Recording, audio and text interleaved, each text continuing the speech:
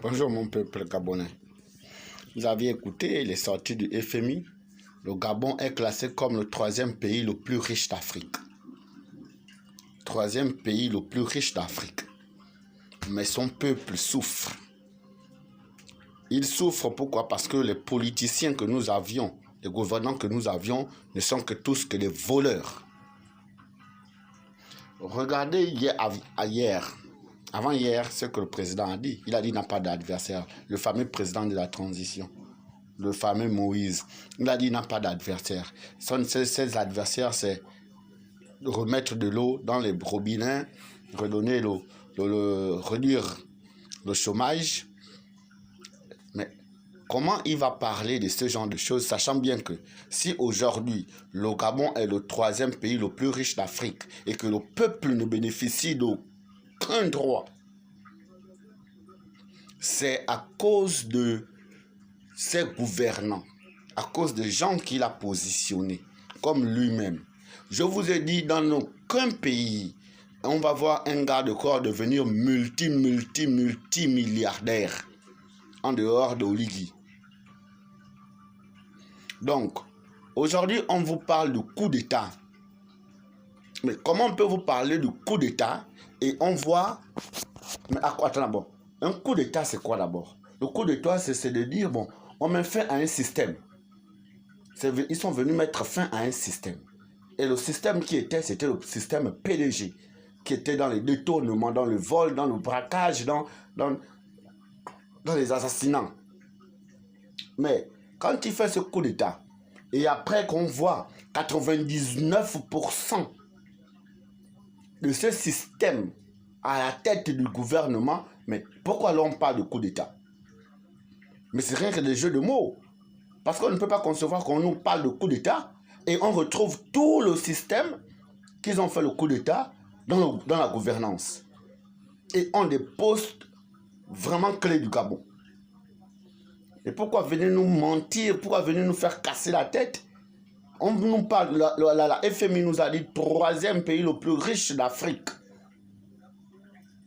On voit tout ce que les gouvernants ne font que faire. Avec leur famille, avec leurs femmes, leurs copines. Est-ce que c'est ça? Est-ce que c'est ça remettre la dignité du Gabonais? Le Gabonais souffre. Et vous allez lui parler de vote. Vous allez lui parler de vote. Oh, venez voter parce que moi je vais changer le pays. J'ai dit que je vais remettre le pouvoir au peuple, mais je n'ai pas dit que je ne serai pas candidat. Mais on s'en fout de toi, monsieur Oligui. Que tu sois candidat ou pas, tu es dans le système. Nous, le peuple gabonais, nous voulons d'abord voir la lettre de ta femme et ta lettre de démission du PDG pour nous prouver que tu es avec nous.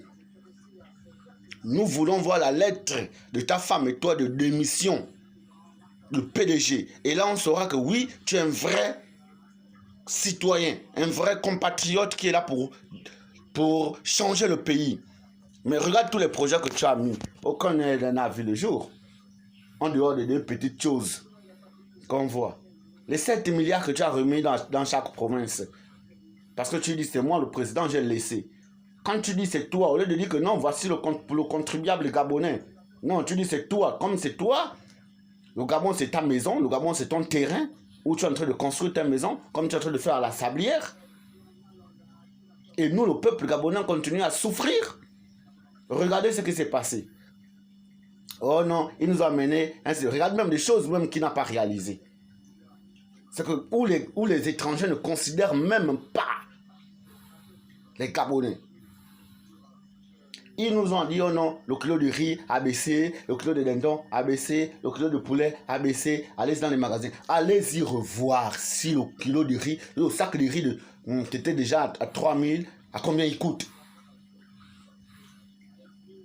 Comment le président va dire le kilo de riz, le sac de riz a baissé? Aujourd'hui, on va encore acheter le même sac de riz que le président dit de vendre à 3000 à 4500. Le carton de poulet, qu'il avait déjà coûté maintenant 9000, on va voir ça maintenant encore, c'est reparti à 11 500. Mais à quoi sert attendre? Vous prenez le peuple gabonais pour qui? Vendez le pain à 125. Ou le Gabonais ne peut même pas manger le pain à 225. Maintenant, bientôt, le Gabonais va acheter le pain à 200. Et le gouvernement s'en fout. Vous êtes sûr que Oligui va changer le pays? Celui qui peut changer ce pays, il n'y a que Jean-Rémy Yama. C'est l'homme le plus crédible de tous les hommes politiques. C'est l'homme le plus crédible, monsieur Jean-Rémy Yama. Parce que Oligui a raté. Déjà, ce n'est pas quelqu'un qui pouvait venir changer le pays. Il a nommé tous les anciens PDGistes. Et voici, attendez, on nous parle de coup de libération. On nous a libéré de qui? Parce que les PDGistes ont dit ils vont soutenir le C3. Ils vont faire une sortie. Mais quand ils font cette sortie, devant le peuple gabonais qu'ils ont tué, les familles qu'ils ont tuées, Oligui va applaudir. Est-ce que ce monsieur a l'amour du pays? Est-ce que ce monsieur, Oligui, a l'amour de ce pays, le Gabon? Est-ce qu'il a du remords que les PDGistes, là, les gens là, ont tué les Gabonais? Il ne faut pas que je leur rouvre la porte.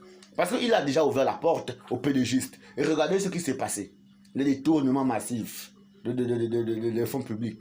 Mais attendez.